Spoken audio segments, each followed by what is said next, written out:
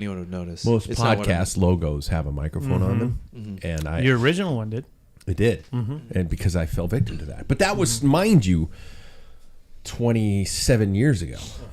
Holy shit! Yeah, it was 27 years ago. Well, it was also kind of funny too because originally it said like it put like 8 p.m. for the podcast tonight. Oh, and I was like, oh, can you make it for 6 p.m.? And it gave me back Packfiller Podcast, and so I had to be like, podcast is spelled wrong. I had to like tell the machine. I knew something was weird because usually you don't post new show tonight or something like that on it because it's usually just the time. Yeah, I just wanted to see if anyone would really notice. I also put an AI label on it. Do I not follow us on Instagram? Where is this? With his Instagram? Wow. And Facebook too, isn't it? Yeah, pretty much. Same one. Threads. All meta stuff. I mean, it wouldn't matter if I followed. I still wouldn't see it. Well, it sure would matter, David. It would show that show the listeners that you're a supporting person. I do follow. Thank God. I was worried. I just mean I still wouldn't have seen it. Is all I was getting. Yeah, because you just don't care. No, it's not true. It's a very nice post. Thanks. Yeah, I did not. Like I said, I didn't. It was. Well, it was you machine. okayed it. You gave it the okay. I don't know. Did you see Sam's text? Yes. He had to close the pool. Is that? Does he mean go to the bathroom? Yeah, he had to drop. Drop the kids off the pool. Yeah, and now he's closing up and headed. Yeah. Take That's the Browns a flush to the Super Bowl. Yeah. All right. What a sicko. God bless it. This better work. I'm pretty sure I have the mic. Well, it's been 2 weeks. It has. I know. There, I see. I knew it worked. I knew it would. I haven't touched anything in 2 weeks, so you think it'd probably be fine. 2 weeks. Wow. I know. We got a lot to cover. Yeah. Okay, everybody, it's time to play bikes. Here comes my rhyme. Well, we took a week off as many had the vid. Paul bonked his head and now needs a new lid. David's been racing everywhere, getting all nice and dirty. The Giro's coverage makes me laugh when Sean Kelly says torty. Tarty kilometers. Yeah. Welcome to episode 479. That's 21 away from 500. Could have been 20. I got to get another... Yeah, we're going to have to get another one. Everybody's got to still sign that one. Yeah. Longest standing podcast in the sport of cycling. This is the one and only Packfiller Cycling Podcast. Think of us as a post-ride beer with several friends and one asshole. I am potentially that asshole. Yes, my name is Pat Bolger, and yes, I sound different. We aren't our usual cycling podcast filled with results and stats. Think of us as an audio cycling soap opera. That's right, we're all about the characters. Once you get hooked, you'll come back for the joy of dysfunction. Let's meet tonight's characters, shall we, with our scratch prologue question of the night. Gentlemen, who would your 12-year-old self say is their biggest hero? Got to go all the way back to 12 years old. For some of us, that's longer than others. First off, he's got one more reason not to buy a mountain bike. Mr. Paul Main. How are you? Seriously, how are you? I'm very, very sore. Are you? Very sore, yeah. We're going to get into details on all of that. And I don't want to spoil anything just in case it happens to tie into your segment. But no. Okay. It doesn't, so. All right. Who's your 12-year-old hero? So that would have been in 1975. I was probably pretty big into... See, I like the Green Bay Packers and also the Pittsburgh Steelers. And then they have leather helmets back then? No. I'm kidding. No. I'm kidding. Yeah. But also in basketball in the NBA, I think I did like Lucius Allen. I think that was about the time. Played for the Milwaukee Bucks. Wow. Would it, if do you guys just think he made up that name? And then in baseball, so I had like every season, right? Okay. So you had a season. I had Brooke Robinson, third baseman for the Baltimore Orioles. There was no Seattle team then. Okay. So, yeah. No, I'll give it to you. Mm-hmm. Next off, he's not here, so I'm not going to give him his introduction. Yeah. It would have been Tom Cruise, let's be real. You think? Yeah, it probably would have been. It probably would have been.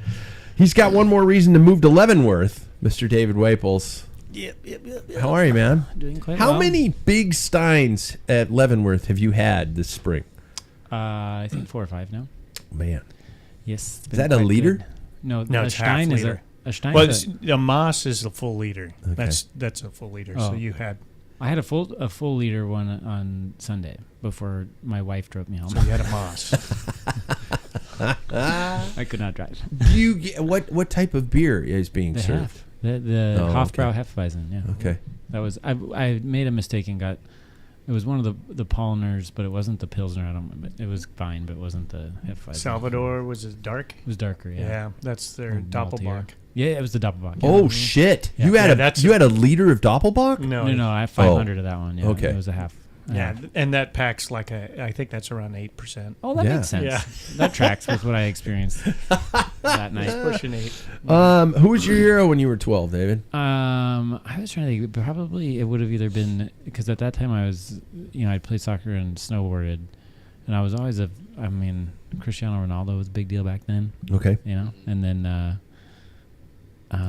for obviously like Shaun White, but it's like the only snowboarder I knew back then. But it was fun to watch him in the Olympics. There's Okay. other ones? No, I don't think Yeah, so. there are really. quite a few. What Yeah. was there? The ones with the Can you name 'em? with the baggy pants. You don't know those guys? Yeah, ones but can you name one? No. Sam, who was your 12-year when you were 12 years old? Who was your hero?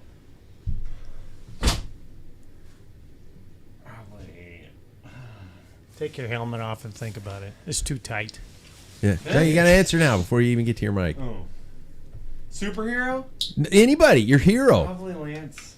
Whoa. At 12? I know, that's Were you why 12? Yeah. Controversial. It was the peak Oh. of all of it. It was Oh like, God. I know. Get out. Next off on introductions, he's got one hell of a birthday party to plan coming up soon, Mr. Jackson Bulger. I do? Oh, yes, I do. Whoa! I thought you were talking about mine. No, it's already. No. Everything's already planned. Oh, it is. Yeah, Okay. yeah. Okay. His birthday. Yeah, you His, can. his wife's birthday. Yeah, I knew that. Yeah. yeah. No, I planned that back on April 28th. You did. Yeah, because once my birthday ends, immediately it just goes to hers. So Oh, okay. yeah, that's how I think at least. Okay. Who's your hero in when you were 12, Jackson? It's probably Lionel Messi was probably that one. Yeah, even though I never really played his position, he was still, Wow. just the best to ever Okay. do it. These are interesting responses. I did not expect real people to be the responses. Well, I would have had everyone for a superhero. Well, no, it was who would you? Your 12-year-old Iron Man. self says their biggest hero. Superheroes, Iron Man. We had the same cell phone. Batman. There we go. Me, I've got one hell of a weekend ahead of me. I'm Pat Bulger, and Colonel Steve Austin was my childhood hero. I don't know if that was the right time, though. I don't know if that was when I was 12. Is It that might have from been MASH? earlier. You were pretty It young was from, now. yeah, I was from MASH. Seems like that came out when $6 you million were a kid, right? man. $6 million man, dude. Oh. You guys- Oh, yeah. He's bionic. Yeah. Yeah. Yeah. Who was he again? Yeah, who is that again? He was in MASH, right? Yeah, he's WWE wrestler. Some people call him Stone Cold. Oh, God.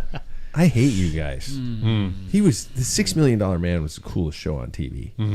This guy who Colonel Steve Austin, a man barely alive. We can rebuild him. We have the technology. We can make him bigger, stronger, faster. And he could run like 60 miles an hour. And he could jump over a lawn. No one Is this thought about something that we need to Only watch? 60? And then they had the bionic woman, and she had a bionic ear, so she could hear things from a long ways away, and it go "Arr, arr, arr," whenever she was hearing. And then they had a bionic dog. They jumped the out of shark. control. They did Yeah. jump the shark when the dog showed up, but it was a German Shepherd at least, so it was kind of a badass looking dog. Gentlemen, we haven't been together for a bit, and I know we all want to blame it on David, but we can all agree that COVID hit the Packfiller last week, and that is why my voice still sounds a little messed up. So at the bar now, who can officially say they had it? Me. Tested and had it. You had it? Mm-hmm. Sam? I don't know. You guys don't know? I think it might have been allergies. Oh, Yeah. man. I don't know. I don't test for it anymore. Yeah. Seriously. No, there's no need. Yeah. Yeah, I'm the same way as Paul. I couldn't taste or smell anything for a day, so that could have been it. Jesus. But I didn't. So chances are high. Or Yeah. allergies for everybody. You never know. I was like, last Saturday, I went and announced the Sandpoint Half Marathon. And on the way home, I was like going, God, I do not feel good. This is just like, this is going to be a bad cold. And I just felt a little, kind of lightheaded. Sunday morning, I woke up and I was just like, oh shit. I mean, this is a good voice right now. Sunday morning, it was gone. And I spent most of Sunday on the couch. And then Monday, I couldn't get up from the couch Tuesday, I couldn't get up from the couch. Monday, I was like, we got these extra COVID tests lying around. I wonder what they would show. Holy shit, I got the vid. Mm-hmm. And I was all panicked because I'm still living in 2020. Well, where it's like, isn't it crazy though how much science has changed our opinion on it now? it's so weird because I emailed my boss at work saying, I have it. How long do I need to stay home? And da. He says, we're treating it as a flu now. Yeah. Just Come back when you're ready. yeah. Uh-huh. When you don't feel like shit, come to work. I'm No like, symptoms wait, what? don't until the symptoms go. Yeah. Yeah. It was just. It was Yeah, so I mean, weird. I only tested because you tested, and then Yeah. I was like, oh, because I've been feeling really lousy too. I was Yeah. like, I bet you, and I had made a joke passingly because my wife wasn't giving me any sympathy. I'm like, I probably have COVID, and she's like, oh, okay. Yeah, whatever. I did. Yeah. So there. Yeah, so there. Yeah, I'm not man sick. Yeah. I'm really tough. My wife always thinks I'm man sick, but she got it then too. She had it earlier this week. She Yeah. was not feeling good, and I was like, going, ha ha. See? Suck it. Yeah. I spit in your coffee yesterday. Drink up, sucker. Here you go. I made you coffee. Yeah. But I agree with the, like, I mean, I don't know. I wouldn't really think to test besides working in, like, the healthcare field. Right? Yeah. I don't want to get, like, any of my patients sick. Yeah. I didn't want to go to school, and all of a sudden, here we are 2 weeks away from our seniors graduating, and they're all not able to go to graduation because some dickhead drama teacher got them all sick. But You probably got it from them anyway. we're trying to trace it back. Good luck. We're jokingly saying that David gave it to us, but Sam, if you had it too, I'm convinced you and I got it in the same location, probably around Wenatchee. Probably around Wenatchee, around one Wapel's brother. Yeah. Maybe near a coffee pot. Yeah. Maybe near a coffee pot, maybe sharing an inhaler. Well, last That did happen. Taking and COVID straight to the I lungs. did drink from that coffee pot. God damn it! No, I knew I shouldn't have licked the inside of the rim before I gave you that cup. I Too. knew it. Yeah. I and I'm going to ask you, David, about this one in your segment a little bit later. But on the Twilight series last week, this was Thursday of last week. This was, and I started kind of feeling cold symptoms on Friday. But after I finished the crit, the last lap of the crit, when I was coming around for the sprint, it's like my entire body was filled with lactic acid. I was just like, holy shit, and I couldn't sprint. And I just thought, well, that's because you're a piece of shit. And then I got across the line, and I turned around, and I came back, and I was at my car, and I'm like going, am I in AFib? What the fuck is going on? This is so weird. I looked down at my heart rate monitor, and I'm like 198. And then it went up to like 210. And it did not drop. It was not dropping. Yeah, is this a heart attack, David? But an AFib. Yeah. Well, but it wasn't inconsistent. It was just like, I mean, metronome consistent. And then after about 2 minutes, it just went back to normal. And I was like, you don't think that was like just a precursor sign that I had COVID? No, I think you were either in fib or flutter because, when it's going that fast, it's hard to really... Like, could you really tell the difference between, like, going at 200 beats per minute and 200 beats per minute with a millisecond in between that was making it a regular... Like, After all my time in AFib? Yes. Fuck off. Yes. Definitely. But then there's also a flutter, which you can get after ablations, and it could have been that. So, anyways, that rapid drop back down. You've totally bunked my theory. It's the only reason that I got second place at that race. Because of the COVID. Onset of it, for sure. Yeah. For sure. How's everybody's cycling life been over the past 2 weeks? Non-existent. There was a cough in the background when I asked that. Was it you, Jackson? All I heard was this. It was me. I am sick a lot, so like I honestly didn't really care all that much when I got sick, so I just kept going. Yeah. So it's been pretty normal. Really? Honestly, yeah. I raced. I was still having body aches that day, but Dayquil is a miracle drug, so I just went all the way through it. Is it a performance enhancer? Dayquil? No. You think it would be No. classified? No. Anti. Yeah, it's the other Yeah. way. But I mean, still felt great. So Yeah. And training's been good. You've been consistent with it. Good, yeah.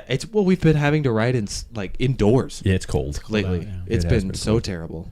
So Mine's doing been all that. dick. I took a week off for that last play I did, and I was like, "This is perfect." It's kind of coming down off a pretty good training block. I'm going to kind of back off for a week, and then I'm gonna get back at it. And so I started back up, and then I got COVID. So basically, I've had 4 days in the last 18 days, and it sucks. It pisses me off.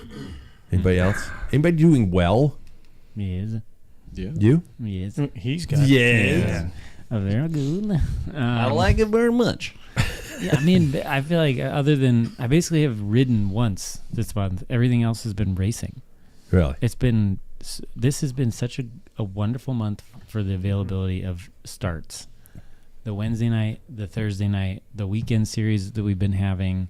Like I raced this weekend, and I'm not going to ride again until tomorrow when I do the Wednesday night race, and then we'll do the Thursday night race, and then we have the RC3 24 Next hour weekend. this weekend. Yeah. And then Wednesday again, and then RC3. It's like you don't even have to train right now. Yeah, you just that's- keep racing. And That's a the dream. Thursday nights are starting up next week. The So when TNT. there's not a When there is not a local race, the Thursdays will be going. is it the traditional course? Mm-hmm. Oh, very nice. Yeah.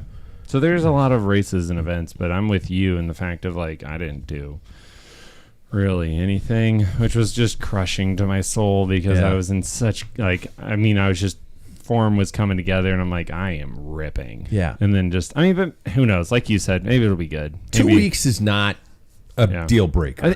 You're totally right. I think it's more of just also having the cold knock you down. Yeah. It's like 2 weeks off the bike wouldn't concern me as much as me getting destroyed by COVID. Yeah, yeah. And I got on the trainer on Sunday, and I'm sure I was waiting for somebody to it's nice enough outside. Why aren't you outside? I'm like, God, I'm testing my lungs so I don't die. And it was okay. It wasn't great. You could tell it was the first time back after 2 weeks. Mm-hmm. But yeah, Paul, you went for a ride this weekend. Yeah, well, even after Turtle Bloom drinking. Drink. Fucking Arnold Palmer. There we go. It's not bad. Jackson and then Jackson and I went for a ride, and then Roque and Michael from Belize were there was their last trip, and they were kind of dogging a little bit behind, and I told Jackson to just go on. So we ended up we were waxing sentimental, was kind of chatting, but we hammered a few sections and stuff. I felt pretty good. I mean, like Jackson mentioned, the following week, you just feel coming out of a race, you just you're battle ready. You know what I mean? Yeah. That type of thing. So I was looking forward to the week. Didn't go so well through the week. I thought I was going to get a ride out, and then Saturday, I rolled out. I had my granddaughter's soccer game, her last one on the south side, so we're going to try and make it. So I rolled out about 9 o'clock in the morning. I was going to go do, up by 5 Mile and stuff. And got on the trail, started heading down. It was pretty busy, and you guys are probably familiar with it, but on the west side of the river, across from the Bull and Pitcher, there's a parking area, and there's a helicopter spot for people who crash. Yeah. That type of thing.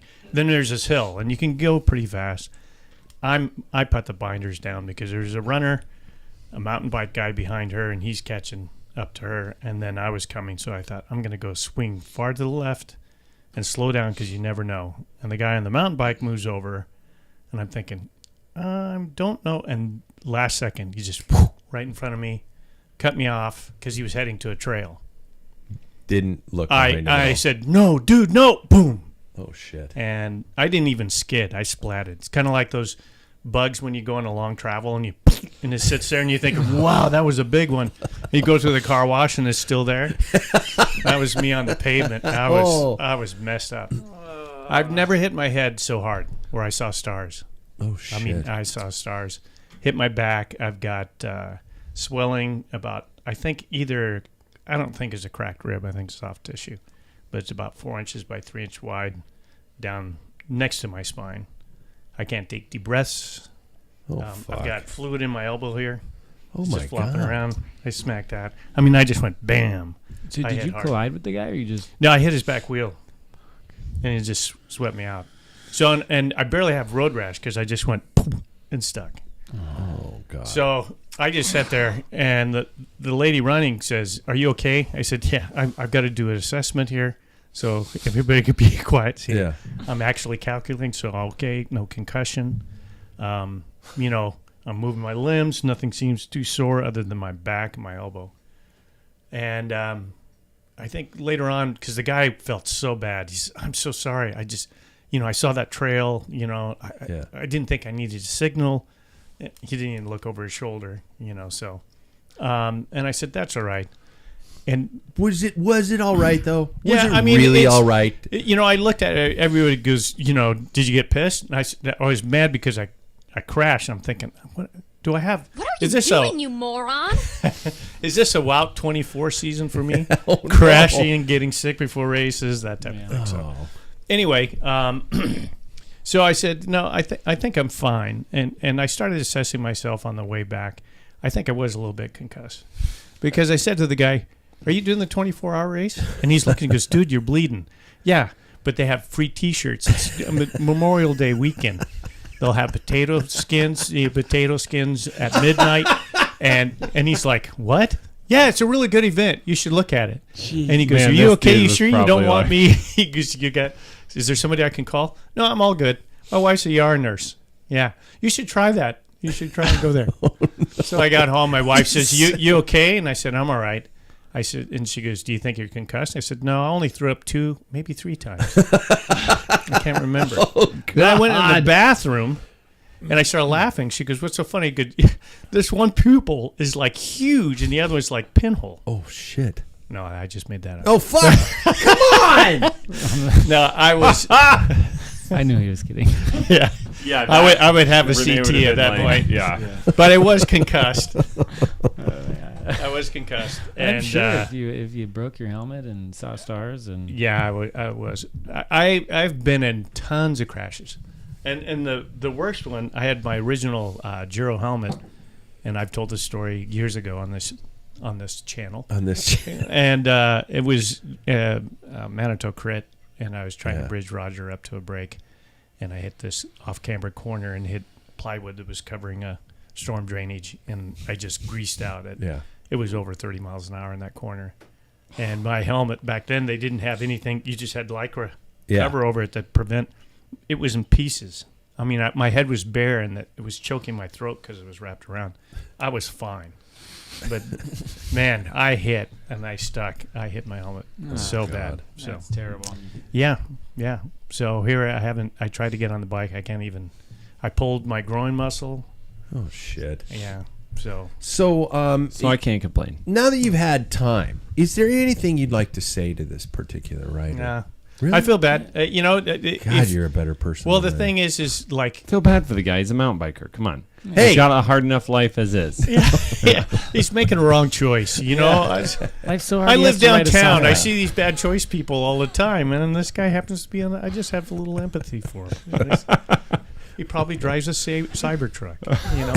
Oh my god. I will say though, I got your text and I immediately went on the exact same ride that you were on, Uh-huh. looking.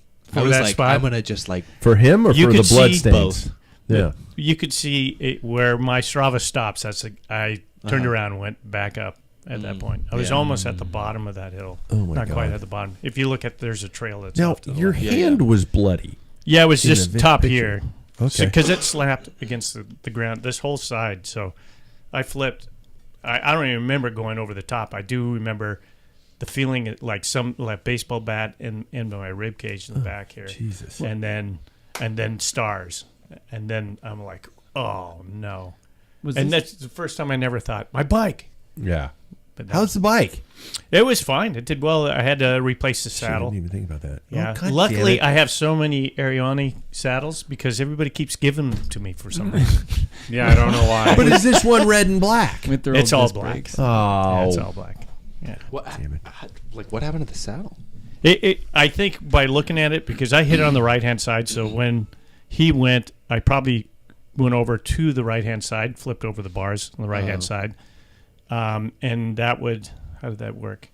So the shift lever on my left-hand side, strangely enough, but I think it flipped over and hit the back side of the saddle. I mean, because it didn't even touch. It just ripped the leather on the pointy, the saddles are pointed, just ripped that leather way back. Oh, yeah. And then hit my lever, and it must have, the bar tape isn't even scraped up. I mean, it just probably went straight up and straight down like me. Your body took the bulk of the blow. Yeah. Oh, my God. That's good. So Yeah. there you go. Skin heals. Yep. Carbon and the fiber reason I doesn't. didn't get mad, What? because You the were one concussed. without yeah, that too. I was just trying to sell him on the 24-hour race. He's promoting out here for I the know. 24. Jesus. But I think I was sitting there thinking about it while I'm assessing, and I'm thinking, I'm not without sin. I've done something like that, so I can't throw that stone. Well, and to be Jesus. honest, Seriously, Yeah. he felt bad. He felt really bad. I think the way you describe it too, it like you can almost understand why somebody wouldn't look. You're in the, Yeah. you're like, Yeah, he's. I mean, yeah, in it the would have been moment. better if he did, but that's just two people being at the wrong place at the wrong Yep. time. That And- sucks. And here's the thing: this is a sliding door thing. On the way back, slightly concussed. I'm sitting there thinking, "Wow, what timing! Had it just been a few seconds difference." And then I remembered I pulled off on the side of the road because I thought my right brake shit. lever had slidden down, and I was probably there off the side of the road for 40 seconds. I would have either been way past them at that Yeah. point. Yeah, So- that sucks. So You guys Played that just, game like, before. You guys do realize that this is a character-based podcast, and to have you guys go like, well, it's just kismet. That's it's his just, character. That's just how it happens. And Your I've made character- my sins in the past, and I'm just like, are you kidding me? it. I'd have been like, I'm gonna kill your whole family. Yeah. I'm gonna burn your house to the fucking ground. if Yeah. my bike broke, I would have. That was my man. third one in 9 Yeah. months. Oh, Jesus God, that would have been bad. But it's a time. That thing's built to right. last. Yeah. I can guarantee you, definitely my last BMC, because it was lightweight, would have cracked. Yeah. And same with the other one, because that was a hard impact. So, but man, It's a good bike. yeah. Well, here we are 2 weeks away from a major road race. I am going to talk about the other one that's this weekend here shortly, but The biggest race of all of May. Yeah. the one this weekend? Yeah. Yeah. Oh, okay. But our RC3 is this weekend. No, I'm going to talk about it here shortly. I'm going in order. But you're promoting it. That's why we're laughing. That's why I'm going to talk Okay. about it here Okay. shortly. Okay. I don't want to ruin the panache. Okay. You know, All right. exactly. All right. So the River City Cycling Classic, which is our local roadie weekend, is coming up, and I do want to mention before we even start to assess how things are going to go, I do want to mention that the folks at RC3 I've been informed that they are desperately needing volunteers, and these races don't happen without people showing up and making these things happen. So if you're sitting there complaining about the state of road cycling in your area, yet you don't go out ever and help put on a race, you're responsible for the fact that the road racing is dying. So what I'm saying is here, if you know somebody who's got some time, they're going to go out to the race anyway. They can help with registration. They can maybe help marshal a corner or something like that. Help these guys out. These guys are doing it out of the kindness of their hearts. Trust me, this is not a gigantic money making endeavor. But you get on the RC3 website and help them out with a little volunteer action. How does everybody feel going into this that RC3 weekend? Paul, I mean, you think you're going to be good? I haven't been on. I can't even get on the bike right now, so we'll find out on this weekend. Shit. So I might be volunteering. Oh, So fuck. You're not going to race Thursday then? no, I can't. There's no way. I can't even. I can't pull on the bars. Oh, God damn it. I mean, it's like a knife in my Yeah. ribcage. Yeah. How? Anybody feeling positive about the RC3 weekend? I am. Just I don't like, know. My wah, condition wah. is not, but we have a freaking squad for that. Yeah. Like, yeah. And then bringing in the hitter from last year, too. Like, we're going to be very strong. And are you ranked in the same category as us? Or is it a separate, like, 1, Audio 2, podcast. 3? The world does not know Jackson. who you're speaking to. There we go. That's a good reminder. Yeah, yeah. I mean, I don't really care if I'm in a 3, if I'm being honest. So Totally. I'll race as if I'm as if I'm a 2. Yeah, that I think weekend. that you are in the same. Like, I think that if you won the road race, you would just win overall, though. Like, I don't think yeah. that there's a separate 3 that's- category. I think that it's And that's scoring separately then. yeah. I don't think that they are. I think that that's why you had the option of going with the 3-4s or the 1-2-3s. Yeah. Which is cool. Mm-hmm. That's really cool. So it's going to also change the dynamic of our pack. Yeah. I don't know. I'm excited about that. Like, yeah, how long is your road race? 52 miles. How many? That's such 52 miles. Such a good course for that. Much preferred to last year's like 85. Yeah, and we finished down in Waverly. So That's it's a gonna be flat sprint, not a ass sprint. It is. It's not going to be up that climb. not up the climb. It's going to be It's a going different- downhill. yeah. Where's like my 40 choir? miles. Downhill, like 40 mile an hour. Like, so the race is almost over at the top of that, like where you turn right and go down into this like screamer downhill, and then it's a flat straightaway where it's going to be a drag race. I'm a little happier now. I know. David's not. You want to be in position Yeah. for that right turn into Waverly. Yep. No, I want to be off Because the front. it'll be. Yeah. Yeah. Send there the you go. flyer. Yeah, I want to be off the front at that point. I don't want to Yeah. be part of this sprint. Yeah. But it's gonna it's gonna be. I'm excited for it. I think it's gonna be a fun thing. They're always like they're doing a really good job of changing stuff up. And they listen to the feedback that they get, and they always improve on the race. And every year, I feel like they do a better and better job, which is cool. Yeah, absolutely. Okay, cool. Yeah. Okay, I did not know that. I probably should read a little bit more online. Okay, very cool. Wow. Speaking of upcoming races, this weekend is also. I don't know if you guys have heard of this. Some Greatest race. of the drugged season. out loser on the side of the road, bleeding all over the place, told me about this race called the 24 Hours of Riverside this weekend. Yes, that is right. Yours truly is one of the co-promoters of this guy, and it is a party weekend on mountain bikes, racing, food, fun, and so much more. Jackson and I are co-announcing. Are you guys, Waples boys, are you guys both racing? The Breakfast Boys. That's what your name is? Yeah. It's like a DJ team. Yeah. Wild Walking DJ Breakfast Boys in the morning. Hey, everybody, stacks and stacks, wax on racks. The best part is we do have a DJ on the team. Do you? Yeah, he won Inlander, our local newspaper or whatever. What is that? Really? Yeah, he won DJ of the year. Dude, seriously? Yeah. Oh, my God. So that is our DJ name. What's the strategy? Win the first lap. What size Win is the your first team? lap. What size is your team? 5. 5-person team. Okay, for those of you who don't know, it's allowed solo all the way up to 10-person teams. It's the straight, simple format. Gun goes off at noon. Gun goes off at noon the next day.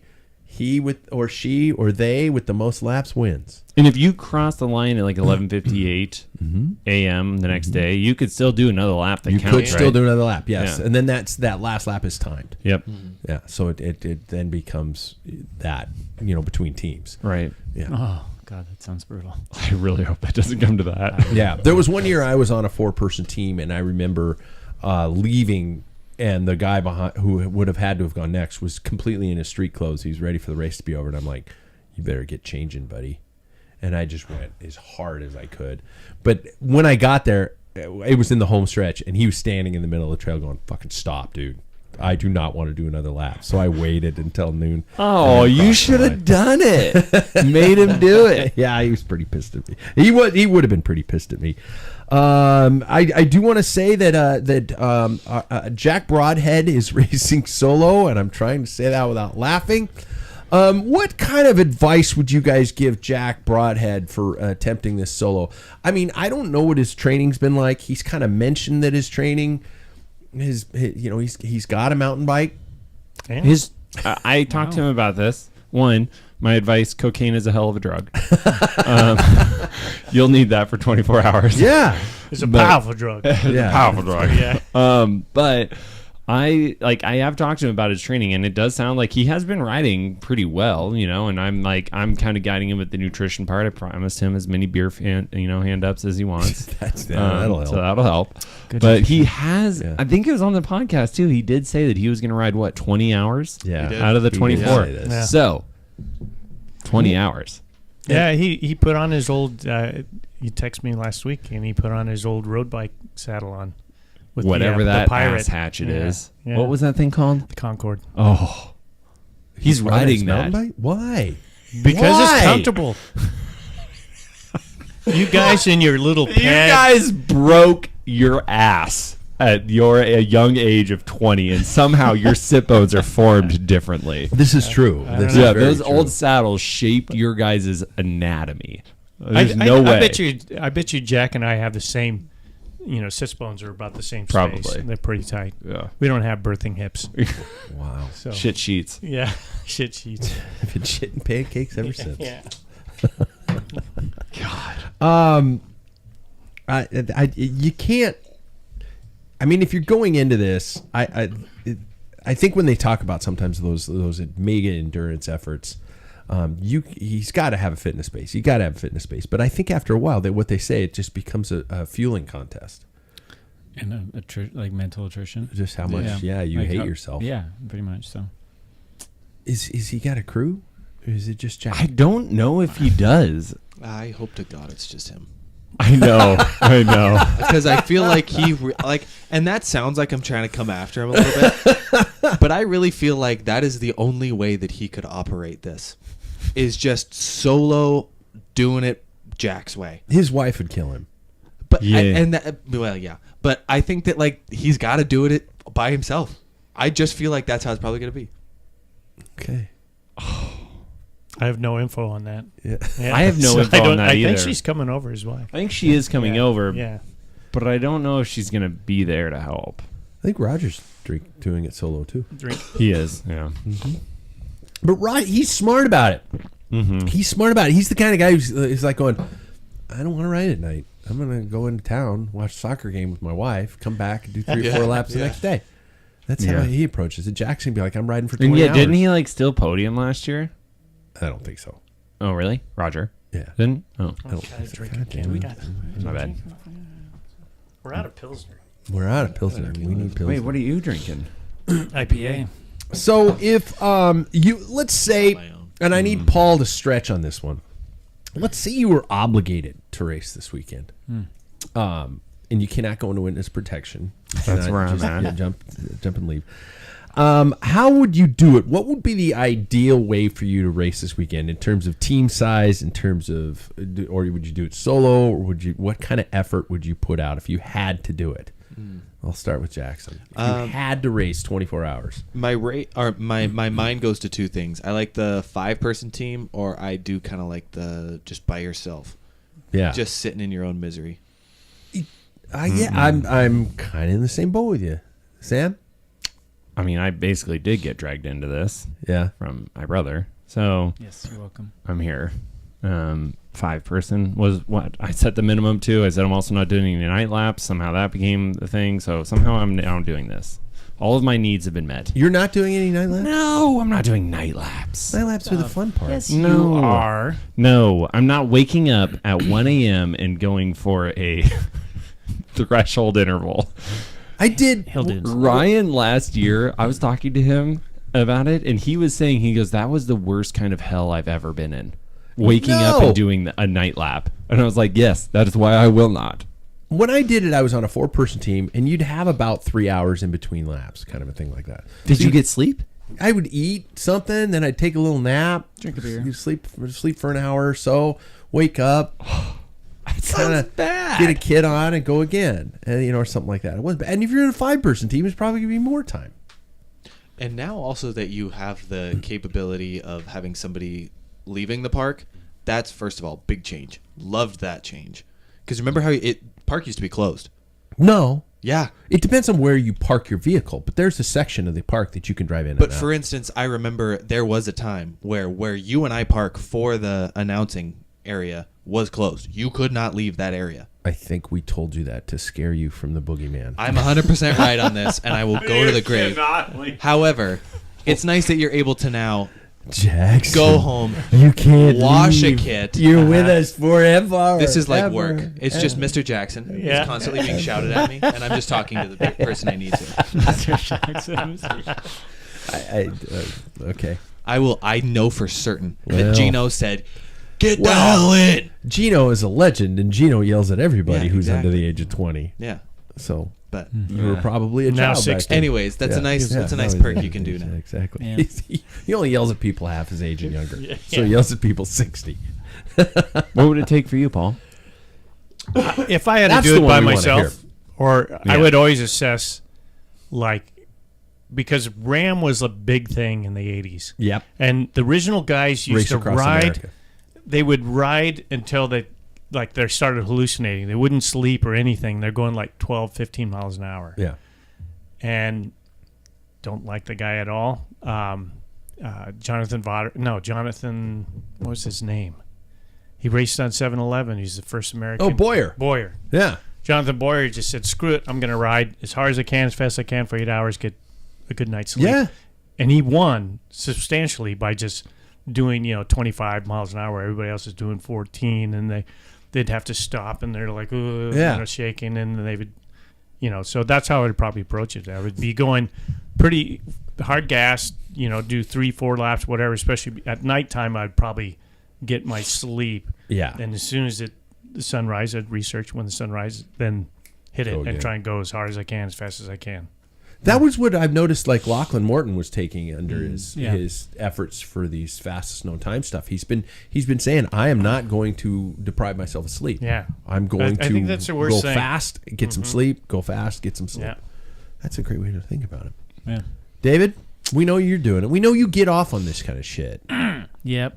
I've done it in all sorts of different ways. 4 or 5%. I did a 10-person one year. That wasn't 10. Yeah, I was asked to do that. I was like, You get like 2 laps in. no, That's it. I got 4 night laps that year. Oh. And 1 day lap. And That's everybody bullshit. else, I guess, did 1 lap. I was like, what do you guys... It was abuse is what it was. Anyways, if I could have complete control the way I would do it, I like doing the first lap because to me, the most fun thing is trying to be the first person across on the first lap. That to me is the race. Even with the Le Mans start, you like to run. I don't like to run, but I want to He's be motivated to run. I'll Yeah. do it for Yeah. the first lap glory that I don't know if anybody else cares about. That other than is me. pretty cool to win the first lap. Yeah, everybody's still like hyped and standing there like watching on the first lap, so like that's definitely the coolest lap to come in like in the front. What's gonna be really fun about the dynamic of our team is we have 3. Well, David and Ryan are very legit mountain bikers who are very fast. We have me, who's so-so, and then we have one guy who is a total novice. And David will probably be pretty close to the front of this, and this novice is gonna be thinking like, we have lots of time to get settled, and then it's gonna be like, you're up, and he's like, shh. Wait, what? Wait, what? I cannot wait to see that. Really? It's gonna be great. Yeah. But you can't go into this like I've never gone into this being like we're gonna win as a team. Whatever happens as a team happens. Yeah. It's like you just go out and race your laps hard. To me, the ideal laps are you do 2 laps going into dark. I want to do like a lap fully in the light and then a lap where you're sunset. I think that's a beautiful lap. Have a couple hours of sleep, wake up, do the last night lap going into day. And those are like my favorite laps. The lap where the sun is coming up is my absolute favorite at Riverside. Yeah. You start in the dark, you can't see anything, and by the end it's like glowing and beautiful, and the night is over. Whatever, it's a wonderful feeling. You have a beer, you go to bed, and that's it. Yeah. I will say, thank you, Paul, that it is a. Oh my God, you're in pain. That's all right. He just tried to hand me the beer under the mic, and I just saw this cringe in your face. Yeah, it's can't reach out. Now I feel guilty for asking arm. for a beer. No, I Hey, should Paul, know can you by give me now. a beer? Yeah. I'll do it left-handed. But what I will say that this is a really cool style of bike racing, and there's no real road equivalent. No. I mean, how would you do a road equivalent? Why would you do a road That's the equivalent? better question. But with all the gravel and stuff like that, you'd think there'd be some sort of a hybrid concept where, because when you're in the venue, you're in this location with your team for the whole entire time. It's motivating, it's fun, it's a party, there's food, there's, all kinds of stuff like that. And it's really a cool environment.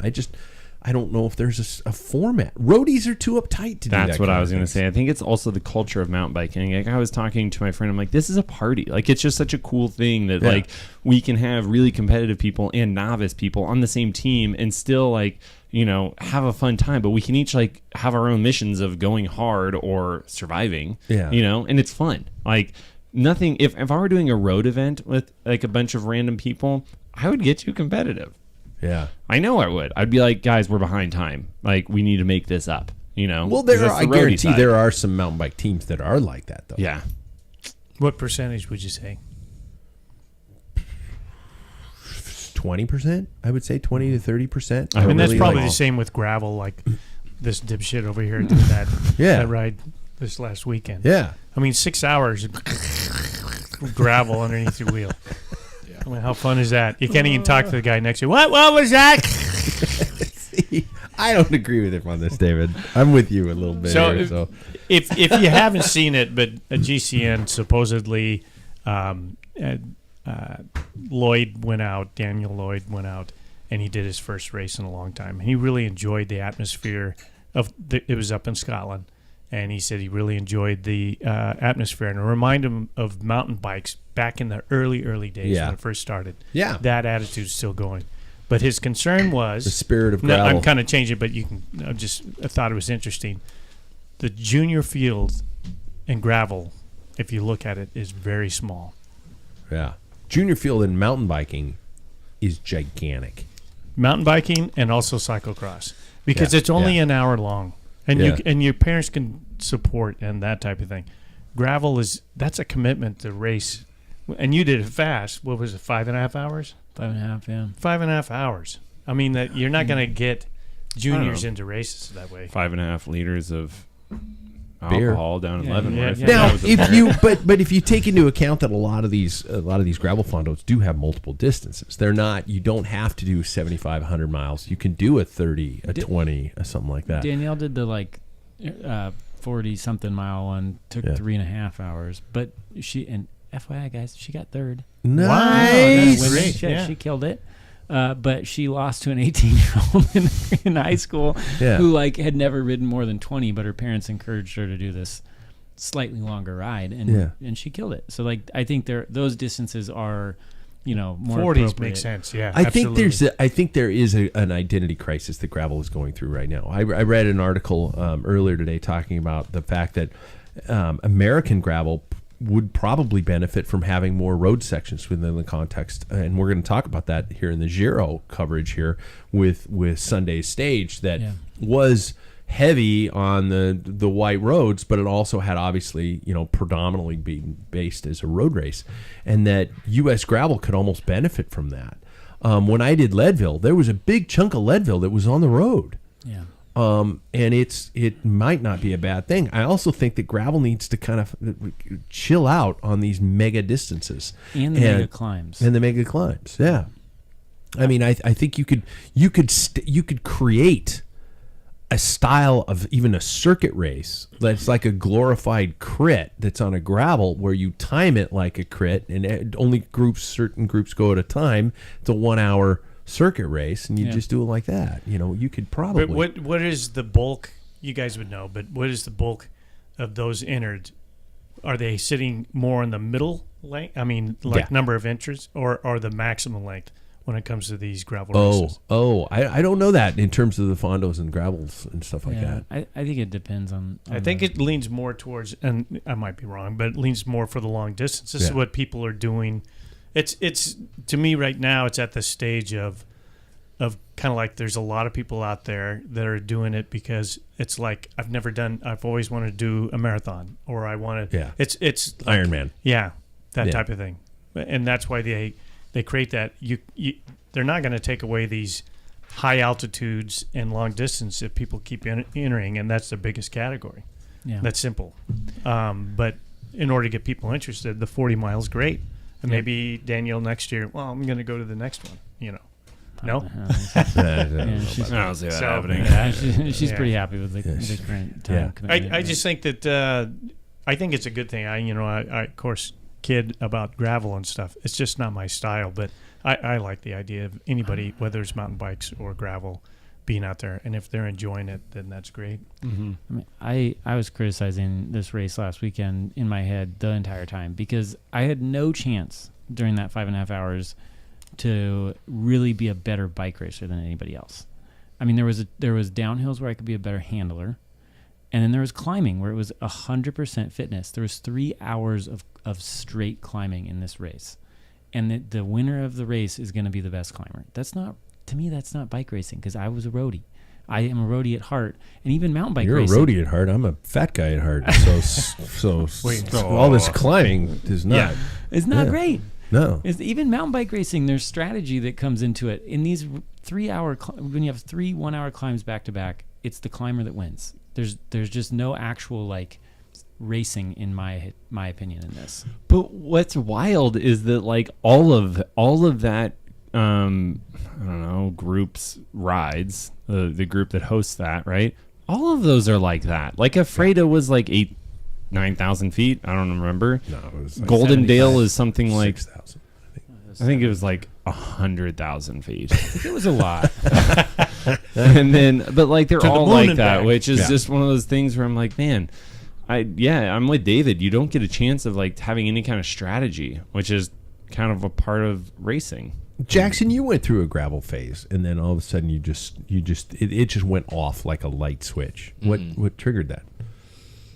The words that really came to mind first is I just didn't have fun. I really didn't. It looked good on TV, didn't it? It does. It looks fun when you watch all the YouTube videos, but then you realize that you're out there for like, for my case, 11 hours in BWR. Yeah. That sucked. That's terrible. Yeah. Oh, Yeah. And I that mean, better not be our race. It's gonna be. It's gonna be a 10,000 foot climb day. It said 6,700 online. Oh, did it? yeah. Oh, okay. That's crazy. But like, I like the parts of road racing where, like a couple of Thursdays ago, I was not really racing at like the peak of like my capabilities, but I was racing. I was mentally playing chess against people, and I found that really fun, and that's what I like too. I like being able to do that rather than just like me push down hard, go uphill. You know, Yeah. like I like those tactical games too. Okay. And gravel has that in it. It's just I think that sometimes you don't really get the opportunity to play it as much. Okay. Yeah. I get it. It's an exercise test or competition, really. When you're doing that much, it's just like who's better fit. Mm-hmm. I love your it. equipment. All I that. love it. I enjoy it I for do. a different thing, but I don't enjoy it in the same way that I enjoy road. I was just talking to a guy I was sitting today about it. I was raced for years as well on the road, and he's like, "There's nothing that'll ever beat road." I'm like, "I agree with you." Really? Perfect. Yeah, I agree. Okay. Nothing will beat it. I'm a pad of all trades. I like all of them, and I do like sometimes being in a gravel race that is long. Going, okay, fucker, I'll see you later. You know, either I will catch you or you are going to. I will never see you again. And that pacing and the fueling and the thought process like that, and just seeing how deep I can go is a I like that. Yeah, I think I see it though as just a training opportunity. Really. I don't see it as See, I like don't as see much that. as an event. You know. See, I'm my biggest events this year are those $150 styles. training. Yeah. opportunity. My biggest events this year different are those place. types of events. Yeah. Although Breck Epic is, I think, going to be a really technical 3 days. Yeah. It's gonna hurt. Yeah.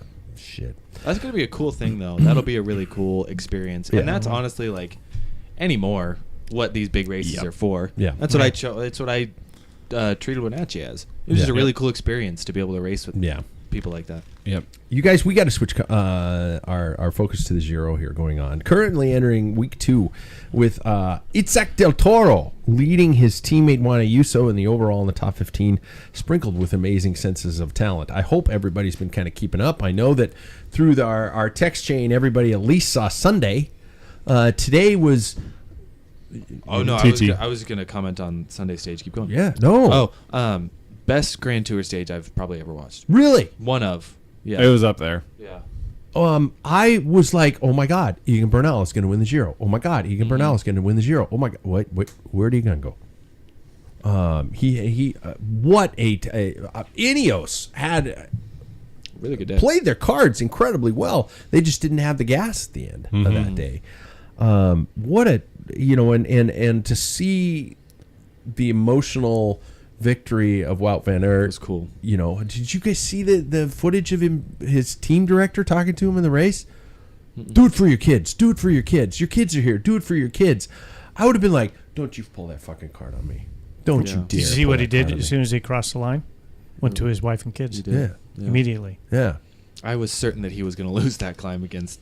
Yeah, especially because he took off, and I was like, "That's that." Yeah, I think he's that burying was him. that was probably the last year coming out of Wout on that climb. I was like, this man isn't going to lose. There's no chance he's going to lose after what's gone on. So I think he has the KOM now from the bottom of Santa That's all the way up crazy. to the top. He beat Matthew Van Der Poel's time up that thing? Yeah, but Wow. you think if there was more strategy. What Del Toro had to do is he had to dump him at that 15% section, and he hung on to it. And Del Toro would just basically let him up that hill. Yeah. And then, well, you'd still have to press the pedals down, I guess. But as soon as it flattened out, that's when it was over. If you didn't shell him then, he was not going to come around. Well, just knew the corners and bam. Yeah, I see him also going to the freaking the final right-hander. yeah.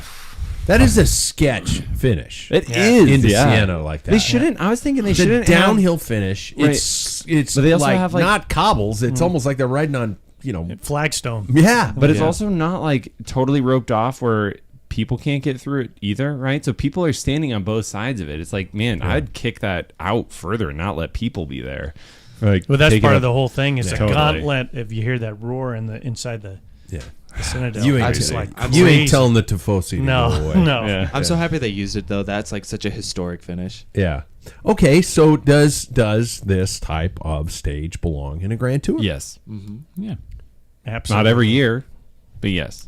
I did hear on the coverage. I can't remember who said it. It wasn't McEwen, but anyway, one of them said this is a form of entertainment. Pro cycling is Adam sports. Blythe. It I was think. Blythe, yeah. Uh-huh. Who said that this is cycling is a form of entertainment, and you have to entertain the public. You have to have a fan base. You have to, and it's not just for the purity of the sport. You have to give people a reason to come and watch this, or wear the sponsor's shit, or whatever it is. And that these kinds of stages attract that. Is probably, as you said, Jackson, one of the most, if not the most, amazing tour stages we've seen in our lifetimes. We're tapping on the door. This topic of my segment. But Okay. Go ahead. Okay, Yeah, but I that's won't go fine. there. No. You can keep going. Well- but I'll expand on that. What talk to me about the UAE camp there? How do you approach having the top two in GC as well as 4 riders in the top 7, and are looking ahead? There are really only 2 major mountaintop finishes. There is a shit ton of climbing still, but there's only 2 major mountaintop finishes. You've got Del Toro obviously in the lead. You've got Ayuso 25 seconds down. Primož Roglic came back sometime today. Boy, did he have a shitty Sunday. Who would have thought? And even today, Yeah. warming up, crashed. Yeah, but On he's a only TT. he's only 118 down overall. Yeah. He never really loses a ton. I was telling David this. I'm like, he always is just kind of like steadily there.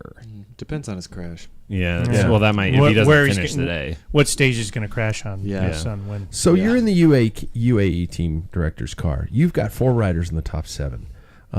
Your slowest quote unquote rider in that top 7 is 206 at Adam Yates. What do you do to ensure that your team wins all 3 Grand Tours in 2025? Well, I saw something really interesting today. I saw a video about how the tactic of UAE coming to the Giro with Ayuso being their leader, right? But a lot of people were saying from the UAE camp that it would be whoever wins. You know, they have such a good team that they could win with anyone. And then Tadej posted a couple of months ago. It was a picture of him sipping a coffee, and Del Toro's in the foreground of it, and it says the future, or I'm drinking coffee with the future. No shit. And so I feel like a lot of people have their eye more on Del Toro, but they don't talk about it as much. Tour de l'Avenir winner. Yeah. Yeah, and so I think that this guy is actually a lot more. They have a lot more eggs in this guy's basket than they're really letting on. By And the with way, he's one of my picks. No shit. that we did last Yeah. week. It was really? Yeah. Oh my God, I don't even think I Yeah, paid he's. attention. I think I heard that Ayuso has on his contract. I don't know if it's true that he gets to be a leader at one of the Grand Tours once a year. That's how he signed with them, so it wouldn't conflict. If he's going to help out Pogacar, then he gets one of that, and this is supposed to be his. Del Taro, he's 21. He's only 21 years old, but that's. I think they're keeping him on reserve. You don't know. He's never done a Grand Tour and gone three weeks. You don't know. That's the unknown. Yeah. But if Pogacar thinks he's got the goods, there's probably a good chance. Yeah. That's crazy. Yeah. I this might sound a bit harsh, but with the stage that happened earlier in last week, what is your guys' take on this recent trend of stages being neutralized for rain and slippery road conditions? We're seeing this will happen a lot more often. In the Giro. It's Always the Giro. But I kind of. I'm sorry, this is my old school cyclist in my mind. I'm remembering Bernard Hinault basically riding himself into tendonitis in his knee because it was LBL. snowing so bad in Liège-Bastogne-Liège. And I just want whatever happened to, hey guys, it's raining. You slow down, but still race. Ride with common sense. Do we equate this to the fact that global warming is creating much more horrific conditions? Do we equate it to equipment that is going too fast that these guys aren't safely riding into corners? Or do we equate it that this is just another stage of the pussification of the human race, and we've all just become a bunch of wussies who don't like, it's fucking baseball where it's like, oh, the field's wet, let's go inside. I think that's actually probably the least likely The one. field's wet is going inside. We're pussification. Yeah, I don't think that's it. I think that it's more of Good, because that one was a joke. Yeah, I think that no, but I'm just saying I don't think that it's like anything is getting softer or we're like changing. I think it's just that if there's a race, it's going to be all out, and probably race organizers and or the body of the UCI is like, these guys are going to die because they're not willing to let off the gas, because it was totally different racing back then. As There opposed is to no now. piano. Yeah, there's No no Patron. Yeah, That's exactly. That's my thought. I mean, if you had truly unsafe conditions like snow on the road, or like literally covering the road, or lightning or something, nobody would really bat an eye, right? Because you're like, oh, it's not safe. They kind of are in these unsafe scenarios, but it's because the racers are not willing to tailor it back to ride in the rain the way you need to. And so if they're going to be unsafe, I mean, nobody would have you stop a race for a tornado, right? That's a clear danger to the riders. Apparently, rain is a danger to riders now. Well, I think it was a certain section in town where it was slippery. If you look, there's a couple of guys who hit the brakes, and it was, I don't know, it's a freshly paved, the oil came up, and it was just that section. And I think that was where they hit the panic button, because people couldn't even slow down. They were sliding. Somebody hit the brakes, they just slid out, and then it just became one after another. But after that section, it seemed to be okay. But I think there's so much money involved that you have riders and equipment involved that if there's a potential of somebody, losing the rest of the season, not producing for their sponsors, then that becomes a problem. Then there's a little more pressure on that. It's like, hey, I'm not going to have Pogacar or somebody. I've got these are billions of dollars invested. There's a into lot this invested on this, and the weather sucks, and everybody thinks I don't want to race. There's a interview Rob Hatch had with, I think it was last year at the Rouleur. There's Rob Hatch with Greg LeMond and Sean Kelly. Mm-hmm. And Greg LeMond says, remember that? And I think it was at the Vuelta. It was a 30-minute interview. Yeah, it was Tarty. Tarty for Tarty? Tarty for Tarty. I don't remember that, Greg. Tarty for Tarty. Greg says, remember when we all, protested? And he goes, Sean's going, I didn't protest. He goes, no, we were going to, remember it was raining really hard. I remember the stage. I didn't protest. I thought we should ride. And he goes, no. I mean, you stopped. Yeah, because we stopped to talk about it. And I said, no. It was kind of interesting because you had this guy, he's 30, before he's 30 years old. And But good. Greg was like, to him, it was all about the tour. Yeah. He wasn't going to risk, and that was his attitude. Sean's attitude is freaking bike racing, whether it's I'm racing every day. yeah. Yeah. It doesn't matter if it's a San Sebastian or the Tour de France. I'm racing. That's what I get paid to do. It's just an attitude. And when I was watching too on whatever day it was when that big crash happened, I thought, was the scenario unsafe or was it shown to be unsafe when the crash happened? Because I think that that the rain is not necessarily the issue. I think it was like, well, I guess the rain was the issue, but once that crash happened, then everybody started to protest, and even Sean Kelly was like, we should just kind of neutralize the stage essentially, and it doesn't matter for points. If it was a time trial, would they have canceled it? I mean, we saw riders going They did ass over today. kettle today, and it fucked up the overall standings because the first half of the race was in dry and the second half of the race was wet. I'm really curious as to the hypersensitivity to pulling the trigger. Well, then these days. you get into the question of it messed up the GC. Is a Grand Tour the best Grand Tour rider, or is it the best bike rider overall that won those 3 weeks? Or the luckiest. Yeah. Well, and that's what I mean. Yeah. You have the best bike handling. You're the best overall rider. You are the luckiest on the 3 weeks. It's just sometimes it's how it Everything. Is it common? I've not ever seen that where they're just like, hey, go ahead and finish the race, but nothing counts. That's what they did that That's day. what they did. I know, Yeah. but I've never seen. Is that common? Like I've never It's seen happened in the happen. past in the last In the couple of tour. years. That pays the happened. bills. That's because you've got a finish town full of spectators and sponsors, and the town paid money to the race to go there. They're like, we gotta run these guys through the finish line, and there's got to be some fireworks. Yeah. Because didn't that kind of seem like the most unsafe finish of all of them? It was like a wild sprint finish, wasn't it? It was a weird sprint Like finish for sure. yeah. I mean, it just wasn't the people you'd expect, and they were all kind of like. Mads would have won again. Glory! Yeah. Yeah. I know. I almost was worse. I was wondering when they won. I was thinking, does Caden Groves ever think, did I really win? Yeah. Not when his contract is renewed. Well, yeah, Yeah. but he's not Jasper Philipsen. He's not going to No. the tour. So Yeah.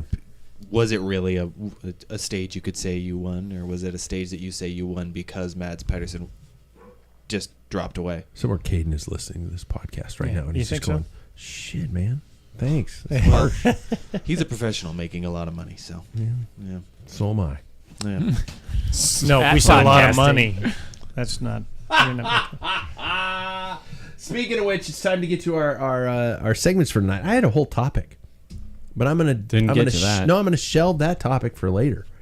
Yeah, because I want to talk to you guys about TT bikes at some point in time. We're going to talk about that.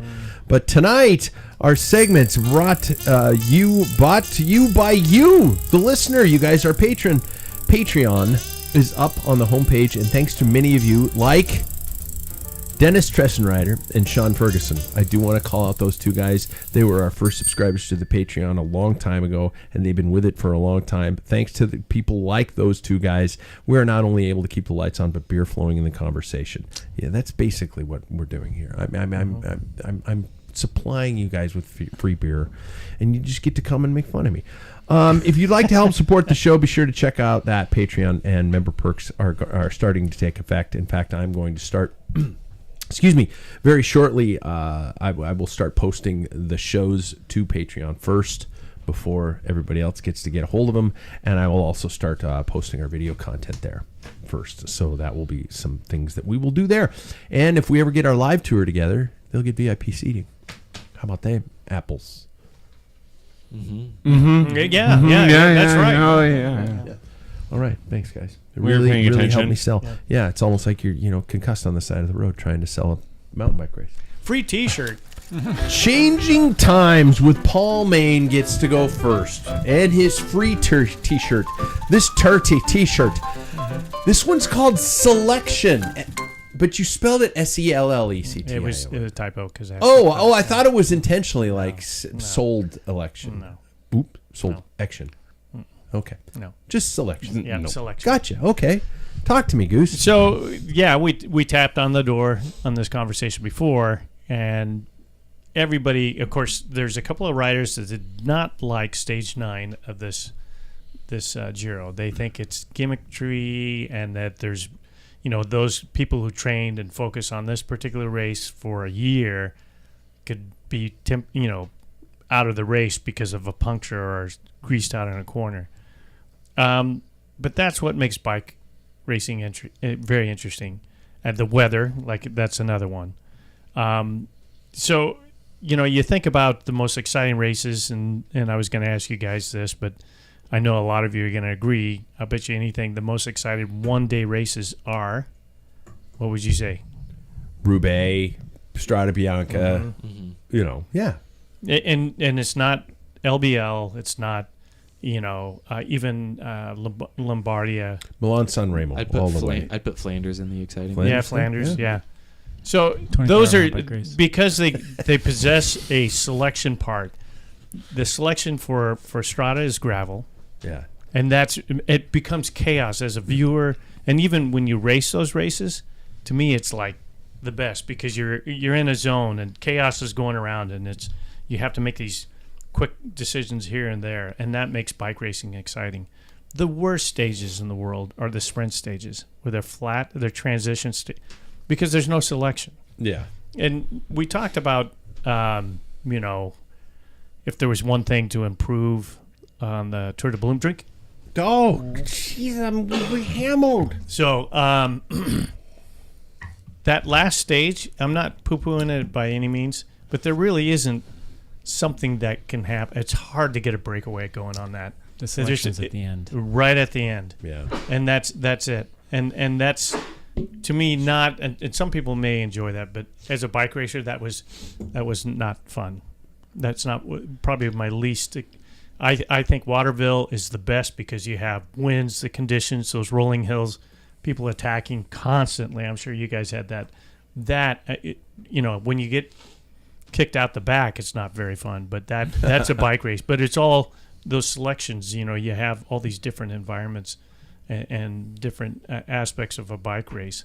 And I really kind of battle with people that complain, like I think Simon Yates was complaining about it, and he just doesn't think it's necessary. And same with Vindigo. He doesn't like the Paris-Roubaix section, but if you remember the last time they had Paris-Roubaix section, cobblestones, it was fantastic. Yeah. We were just like, and that's what keeps it interesting. So, I just think, I don't know how you guys feel, but that's kind of also, now that we talked about gravel, there isn't any selective. It's one big selection the whole time. Yeah, it's a nutritional, and it's not fun for me, at least, to go and just okay, I got to have so many calories now. I'm going to climb at this pace, so many watts up this hill, or I'm going to blow up. That's not. Yeah. I mean, what we did, a couple of weekends ago, no matter how shitty I felt, is just that constant feeding. Okay, this is what I got to do. I mean, in order to stay there, I have to do this. And even though I the tiny moments of survival, like at Waterville, where you're like, I made it through that acceleration or over that hill, or through that headwind. Yeah, those are way more rewarding. Yeah, it is. That's what makes bike racing. So, okay. Yeah. And by the way, that wasn't a typo. Because, as I said earlier, you got to sell a sport. Yeah. And the selection of those stuff, that spectacle is what makes fans come back. Yeah. Exactly. Again and again and again. And registration ends on the 23rd at 6 p.m. The free T-shirt. Yes. And Free T-shirt. There is a free T-shirt.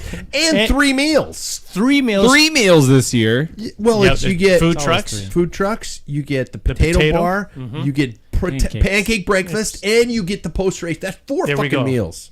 Wait, what's the post race? Post race is pasta feed. Yeah. Look at that. It's the best weekend of the year. Yeah, absolutely. There's no beer garden, but there will be I'll a bottle have my own beer garden. There will be a bottle of Pendleton Rye at my trailer. Is there a kegerator in your trailer?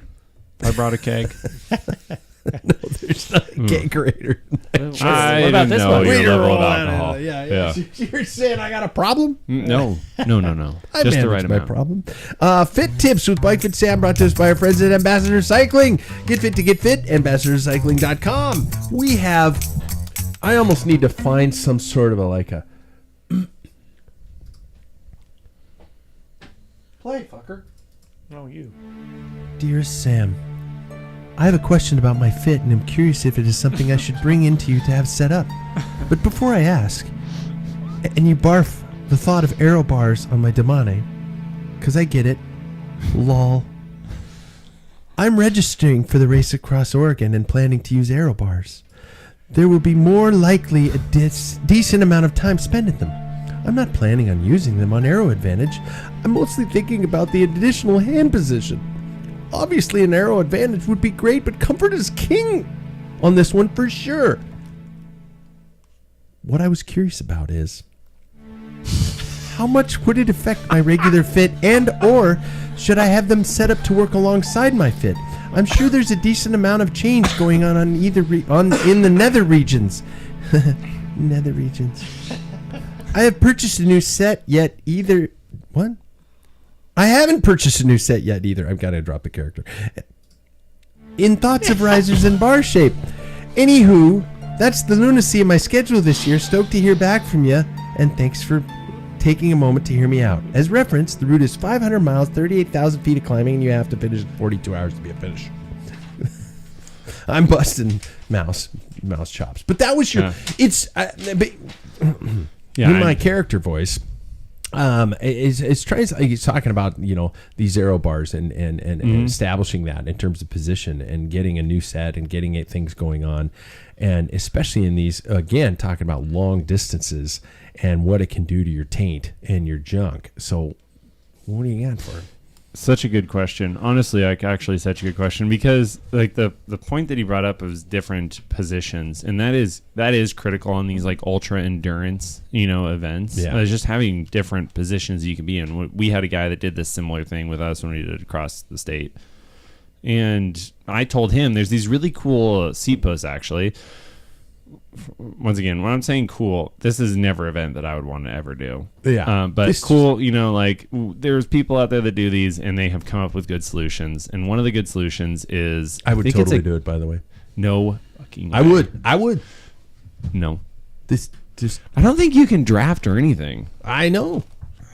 That sounds Anyway, bad. continue. Anyway, so there's these seat posts that you can actually have in a forward or a back position. And so you could have theoretically two positions on your one bike, where it'd be like the back position would be your road bike and you're, you know, riding on the hoods, all that. And then you pull the saddle forward and this hinge flips, and then you're in a forward TT position. Like a fore aft post instead of a dropper exactly post. it. Holy shit. Yep. And so it's Witchcraft. Yeah, it's pretty cool. And so I told him about that, and then I also told him that we should look into aero bars that have an adjustment, because some of them are just like fixed, where there is just like once you clip them on, that is what you have. But there's ones that actually have like fore and aft for like where your elbows can go and all that, and just to give you a little bit more fit options. But And elbow height. I'm assuming that's stack a height is newer all thing. in that and everything. Okay. Yeah, the new aero bars that they've come out with are pretty cool for adjustment. And these are just aero bars that you can clip on to a traditional road bike. Oh, wow. Yeah. I've fit several of those on like, you know, several ultra endurance riders. You tried to talk them out of it. I say, you know, this is a decision. There's People are groups gonna to laugh help at you. Yeah, people with are gonna getting laugh at over you. this addiction. Yeah. And there's better events to be done. You can turn back now. Yeah. Just go the other way. There was such a long portion of the race last weekend where I was trying to ditch this guy with aero bars, and I just Did he beat you? hated myself. Did he beat you? I don't know where he finished. He in the beat end. you, didn't He he? probably did. Get out of my bar. Yeah. Get it out of was my bar. Horrible. I don't know. Get the trash fuck out. talk too much. He brought aero bars on a day with 9,000 feet of vert. Yes, and there were several times where we were in a group for a small bit of time rotating, and he was using them, and I'm like, get the F out of this rotation with your aero bars. And Was he in the aero Yes. position in the middle of the pack? Yes. That's... It's a not little just sketch. not at the front, in the middle. I of would the have back. thrown my pump in his wheel. Straight. It's bad. Anyway, yeah. sorry. Breaking away. Had to share that. I was holding on to that one. Ask Dr. David this week. Yes. And you might wonder where this question came from. The new COVID. I read about it. It's, the flirt. The flirt. The flirt. Tell me what that means. I'm COVID. You're cute. It's the flirt. FLIRT, right? Is that what they're calling it? The strain. That's what I read. I haven't heard of the flirt strain. Oh, Jesus Christ. Is it the flu and? No, FL. Have they, I think the I is low case, but RT. Anyway, talk to me about these new strains, severity, times, treatments. As a cyclist, I've got this shit. How long am I going to have to wait to get back onto the bike? Yeah. These types of things. Yeah, it's annoying. It's really. Well, thanks, Doc. It's getting. Jesus Christ! You want my insurance card now? Yes, that'll be $400. I think we're. I think we're all over it. But unfortunately, not much can be done about it. There's been a lot of changes in the last year. So you're talking about a current strain flirt, which I guess I haven't read about yet. I couldn't possibly keep up with all the strains. Really? This is a constantly evolving virus. This is why we're recommending vaccinations previously every year. Now the CDC's for certain populations recommending every 6 months because it changes so rapidly and it doesn't follow seasonal patterns. Look at all you guys who got COVID. I didn't. Obviously, I wasn't the one who gave it to you. Paul didn't have it either. Bullshit. All you guys got COVID in May. Yeah. What's that? I mean, this isn't normal for like a seasonal flu virus where it's all like fall and everything. And so it's annoying. It's not following seasonal patterns. It mutates rapidly. It moves around quickly. The only silver lining is that the strains are less deadly, right? So we don't have as many people dying, like nearly as many people dying, which is great. That part is great. But unfortunately, it means that we're probably all going to randomly get sick multiple times over the next couple of years, maybe from one COVID strain or another, because what you have now, the natural immunity you're building, probably isn't going to protect you from a year or two from now's mutations. Shit. Yeah. Well, that's the flu. Yeah. It's the flu, same thing, right? You can get it over and over. But, that being said, how long are you going to be out? It's a lot of the same. It's a lot of the same from original COVID or from flu. It's, anywhere from 5 to 10 days. Going back to training, I've said in the past, head up, symptoms from the head up, you're good to train. I mean, I did Tour de Bloom without COVID, probably. We don't know for sure. But off. Oh my God. All of my symptoms were neck up. I had no respiratory symptoms with it. But that being said, I'm pretty sure Danielle's got COVID right now. She started having symptoms last night, and she is so short of breath. She just, if it's in the head, go ahead. If it's in the head, go ahead. If it's in the chest, you better rest. Beautiful. Yeah. Beautiful. We need to patent that. The doctor can correct me on this, but just to add on to it, I would think that, if your immune system is run down, you guys just finished a really hard race weekend, it could hit you harder than, you came off of, not significant fatigue when you had, I'm guessing COVID. We don't know. It wasn't tested. Probably just a flutter. My immune system was at an all-time low, and I think that's why it hit me as hard as it did. Yeah. Well, there's something to be said for if you do a big race weekend and you deplete yourself and get sick at the same time, you're going to get hit harder. Mm-hmm. You know what's funny? I didn't come off of a big race weekend, but I had to get up at 3:34 a.m. 2 days in a row, and that's when I just got massively slammed. But I mean, also generally you're just going to debunk my theory too. Son of a bitch. that one stands. The other one does not. The bitch part? No, the one where you. No, you are. Yeah, the one where you were having COVID. I'm so confused. And not AFib that was making your heart go 200 beats per minute. Oh, okay. Yeah, that one doesn't stand. Sorry, the other one does. The bitch. Thank you for giving me anyways, beer. It's the good news is it's not a lot different. The bad news is it's probably not going anywhere. And when you get sick, if it's in the chest, better rest. What happens if your whole body is aching quite a bit? It's not in the chest, right? Or it's not above the head. It's in the chest, right? It's from the neck down. If you're having body aches, fevers, rest. Right. Just take it easy. I mean, you're not going to make any Push gains. through it. No, you're not going to make gains that day. I'm never going to rest. I haven't rested in years. I'll sleep when I'm dead. Which might be tomorrow. Yeah. Okay, we're gonna get to Jackson's here, but I got a short Pat's pulpit tonight, and this is this is for obvious reasons. This might have not have a lot to do with cycling tonight, but it needs to be said. Last weekend was Mother's Day Sunday, and I was completely useless with this COVID. My mother was with us, and she had just had a shoulder replacement surgery and was pretty unable to do much due to the pain from recovery, as well as having one arm completely out of commission. All right. So Mother's Day sucked for my wife. A house in quarantine. Imagine this, a house in quarantine, 2 useless humans to take care of, one of whom is myself, who is personifies man sickness. My wife didn't miss a step. We agreed to celebrate, and I put celebrate in quotations, Mother's Day at another time, which we all know likely wasn't even going to happen. And then we moved on. And add into the fact that she, about 48 hours later, also came down with COVID. So basically strike 2 for Pat there. And now, you guys ready for this? We are both recovering from COVID. Neither of us slept in the same room in order to, let each other sleep for about 10 days. And let alone sharing symptoms we don't want to. And here's the biggie. Tomorrow is my wife and mine's 31st wedding anniversary. Wow. The same night that is a Wednesday night mountain bike race that I have to go to because I'm promoting a mountain bike race there this weekend. Son of a... Yeah. So in other words, that's pretty much strike 3, and we again have to postpone our own anniversary. I'm not sure if I have a point here other than to say how much I do truly love my wife, how thankful I am that she's understanding and caring, and that I promise to make it up to her for the next 31 years. Oh, and we're both getting tattoos to commemorate the anniversary, so what should I get is my question at the end of that one. So, Wedding ring tattoo. no, Join the club. You guys both have one. Mm-hmm. I'm not doing a wedding ring tattoo. That's fair. I'm never going to take the ring off. But Yeah. I want a heart with the name Michelle through it. do you think? But that's a curse to your wedding. That's a curse to your marriage. If you get your wife's name on you anywhere, it's like game over. So you have to think. That's not the name. Well, that's not like specifically like you didn't. It's write, an MW. Yes, but did you write not like your name. her whole like? No. Yeah. Yeah, exactly. Oh my god.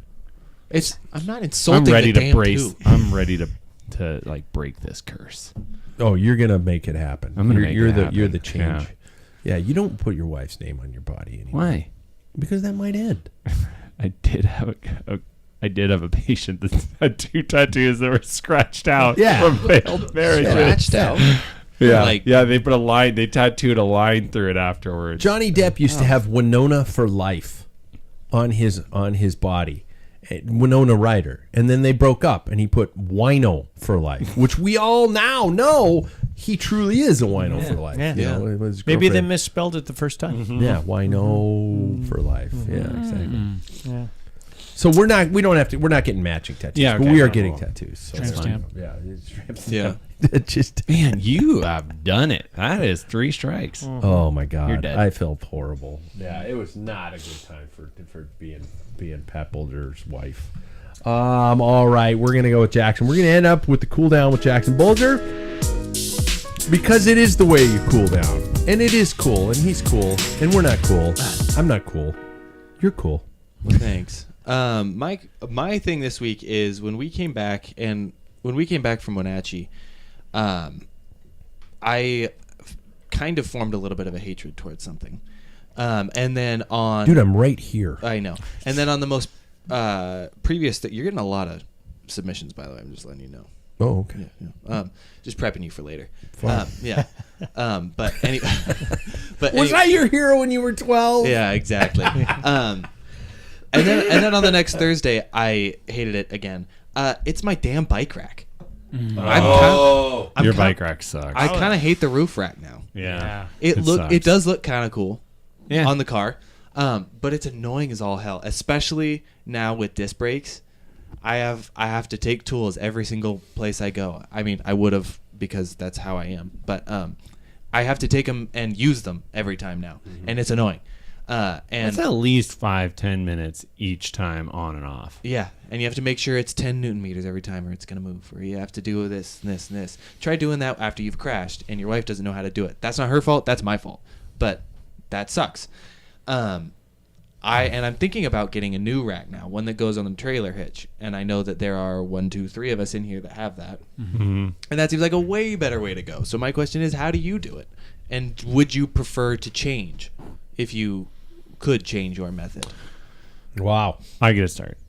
Okay. By all means. Trailer hitch is the way to go. 1-Up.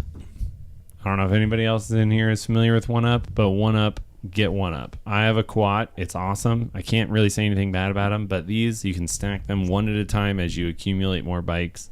And they're really lightweight. Industrial. They're industrial. They, on and off. Like they just have 2 clamps. Doesn't even hook onto the frame. It just hooks onto the tires. It's super cool. Nice. Yeah. I don't even get Paul, you've been putting your bike inside that car for That's a That's a decade. hatchback. Yeah. That's the answer. I haven't done. I always feel scared putting mine in my car. Yeah. Yeah, I don't have any problems. It's because I'm cheap. You get better gas mileage. Yeah, but what about with 2 bikes? Like I'm always traveling with my wife because we used to break the bikes down and put them in the Civic. I could get 2 bikes even in my Beetle. It takes so much work. Takes so much work. We can get 2 in Danielle's Civic. Well, that's fine, but I'm not putting a trailer hitch. And how often do I use it? So you guys use it more than we would. My wife does not ride a bike. This is my answer. Yeah. That's I used to have a roof rack. I had a GTI, and I had one that was extended out, and I could carry 5 bikes. And then I had an extra rack where because of the front wheels, and I had forks for it. I think I had up to 8 front wheels on there, spare wheels and stuff I've like got that. some fork racks on my car right now. Yeah, and we would carry spare wheels, everything in my GTI.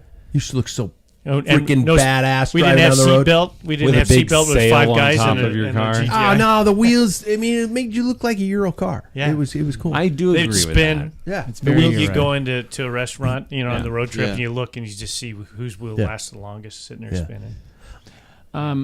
Here's the greatest downside of the roof rack that you will hear about time and time again. You run it into something. 2 Your times. bike is totaled. Yes. It happens. 2 times. Even to the most aware people. 2 It is a times. terrible place for a bike. Not Rocks this fly person. up. You run into something. I think the bikes are best protected on the back. It's the easiest way to use it, to get it on and off. Or honestly, I agree. Putting your bike in the car, if you have the space, definitely would be the best way to go. But I'm always traveling with my wife. We have multiple bikes. It's just easier to put it on a rack. So I like And when the it's hitch dirty mounted. and, And I don't want it touching the frame either. I want it on Yeah. the tires, like the one-up rack or my Yakima. You know what I like about a trailer hitch rack though is that I forgot what I was gonna say. Never mind. Well, if you get rear-ended, it's somebody else's fault and they buy you a new Is it bike. my That's true. turn? that's Yeah, a it's my good turn. point. Okay, number 1. Back in the day, if you put your bike on the rack with the front wheel off, you were a cyclist. If you put your bike on the rack with both wheels on, you were a biker. If you put the bike on the rack with one of those arms reaching around it and hooking onto the handlebars, you were a dork. Okay, that was old school. All It's a right, roof rack situation, right? It was Yeah. all roof rack. it was all roof rack back then. And then you were either Yakima or Thule. All right, nowadays, what I call trailer hitch racks are expensive bumpers. They are. If somebody rams into the back of you, you're out thousands of dollars. That being said, I bought a quad during COVID, which has 2 bikes on it and is expandable to 4.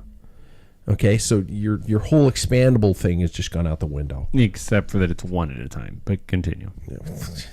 Yours has a bike rack or a bike thing on it. Mine, Sorry, I didn't want to steal your thunder. That was my bad. my quad also has locks inside the unit, a cable lock you pull out of the base of it, click it around, and lock the bike to the rack. The rack is locked to the car.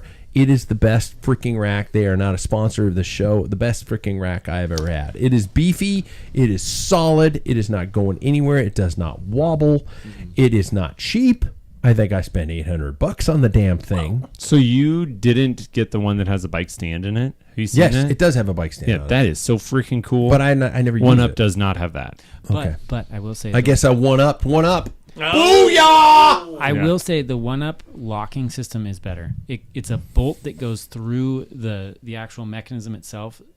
The Yakima rack has the cables. I swear you could take cable cutters. This Yeah. this quad is a legit cable lock. Yeah, I mean, I have that too. Yeah, But I kind of fear that as well. it's nice. I remember what I was gonna say. You can get different cars. I feel like for a trailer hitch rack. So like if you sell your car, Yeah. you don't have to worry about does this fit a Subaru rack or does this fit a I don't know what the hell Yeah, else. and that rack. being said, I also drive a Mini Cooper that does not have a trailer hitch. And so I have a roof rack on that car. Yeah. And it is just the nature of the beast, but it still looks pretty cool when you drive down the road. And that's the thing, yeah. And I've driven in a lot of crosswinds especially coming back from Portland through Hood River and the whole car. Oh, yeah. Wobbling the back and forth. stress on your bike with that. It's a lot. That's what I don't love. Oh my God, you put it on the trainer, but you won't. But you're worried about the stress on it in a windstorm. I am. 80 miles an hour. I worry Who's the about bitch now? turning a lot on a roof rack for some reason. I don't know why. Every time I take a turn, because you think every time you take a turn in Spokane, it's gonna wobble like hell. But anyways, thank you for humoring me, because this is one new. up. Yeah. I'm with you. I'll probably go with the Kuwait, honestly. It's not bad. It's a great Just one. because I like the availability for 2. Yeah. I Solid like having AF. a bike stand. Yeah. Yeah, that's Yeah, nice. the bike stand is I've so never used cool. it. I've never used It's it. so cool. You don't even use the one down here in your basement. I do too. Gentlemen, we're coming to the final K. We're late on the show, so I'm going to ask a quick question. Final question. What is your perfect sleeping environment? Cold, warm, dark, pillow firmness? Go. Cold. Cold? Anything else? Oh, with my rectangle pillow. Rectangle pillow. Purple mattress. It's the breathability of it is wonderful. So Yeah. it keeps you cold. Okay. Hard as a rock bed, 2 pillows, and as hot as I can get it. Oh, you want it warm? Oh, Okay, we yeah. got 2 coldies and 1 warmy. Cold, relatively firm, and dark. Oh, you need dark. Okay, Like I don't need dark. I need a good pillow, but I have 3 pillows. I bounce between pillows. I only use one at a time though. I don't stack up. I only use one at a time. And I like it to be cold. I like a little bit of a breeze if possible. You gotta cuddle up. Yeah. Well, I don't cuddle up because I haven't slept with my wife in 10 days. So That's true. You'll have to relearn. yeah. Paul's the only one who doesn't have reflux, apparently. Apparently I don't. not. It makes you hot at night. Everybody, thanks for being here. Be sure to like and subscribe to the show, even our YouTube channel, as well as Papa's Review every now and then, and check out the Patreon. I got to do that because we got to pay the bills. Gentlemen, thanks for all being here. We had a full house. Good to be back. Hey, man. Talk to you guys next week.